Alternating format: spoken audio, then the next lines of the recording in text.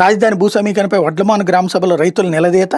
గతంలో రోడ్డును పడినా పట్టించుకోలేదంటూ మంత్రి నారాయణపై ఆగ్రహం. 3 ఏళ్లలో ప్లాట్ల అభివృద్ధి చేయకపోతే మా పరిస్థితి ఏంటి, లేదంటే ఎకరాకు 5 లక్షల పరిహారం ఇస్తారా, ప్రభుత్వం నుంచి హక్కులు సాధించుకునేలా అగ్రిమెంట్ చేయండి, ఎకరాకు 60,000 రూపాయల కౌలు, రిటర్నబుల్ ప్లాట్ల సైజు పెంచాలని పట్టు అన్నటువంటిది హైలైట్ చేశారు. లేకపోతే ఇందులో కీలకమైనటువంటిది, మిమ్మల్ని నమ్మి భూములు ఎలా ఇవ్వాలి, భవిష్యత్తులో మాకు అన్యాయం జరిగితే పరిస్థితి ఏంటి, మీరు హామీలు ఇచ్చి వెళ్ళిపోతారు, తర్వాత దిక్కెవరని రాజధాని అమరావతి 2వ విడత భూ సమీకరణలో వడ్లమాను గ్రామ రైతులు మంత్రి నారాయణ, తాడికొండ ఎమ్మెల్యే శ్రవణ్ కుమార్లను నిలదీశారు. భూములు తీసుకున్న 3 ఏళ్ల అభివృద్ధి చేసేకపోతే ఎకరాకు 5 లక్షల చొప్పున ఏటా పరిహారం అందించాలని డిమాండ్ చేశారు. బుధవారం తుళ్లూరు మండలం వడ్లమాను, అమరావతి మండలం ఎండ్రాయి గ్రామాల్లో సభలు నిర్వహించారు. గతంలో ప్రభుత్వాన్ని నమ్మి 33,000 ఎకరాలు అందజేయగా తీవ్ర ఇబ్బందులు గురి చేశారు.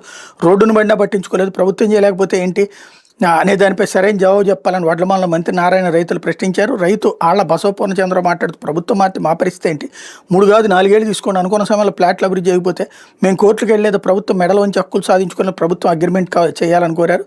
Land pooling competent authority unit కార్యాలయం ప్రారంభించి గ్రామస్తులతో మంత్రి నారాయణ నిర్వహించిన సమావేశంలో భూములు ఇచ్చేందుకు సమ్మతిస్తూ వడ్లమాన రైతులు మైనేని సత్యనారాయణ, సాయి తరుణ్, వడ్లమూడి శ్రీలక్ష్మిలు ఫారం 1 అందజేశారు. సీఎం సూచనతో పూలింగ్లో భూములు ఇచ్చే రైతు కుటుంబాలకు 1,50,000 రూపాయల రుణమాఫీ ప్రకటిస్తున్నారు నారాయణ ప్రకటించారన్నటువంటిది హైలైట్ చేశారు. లేకపోతే భార్య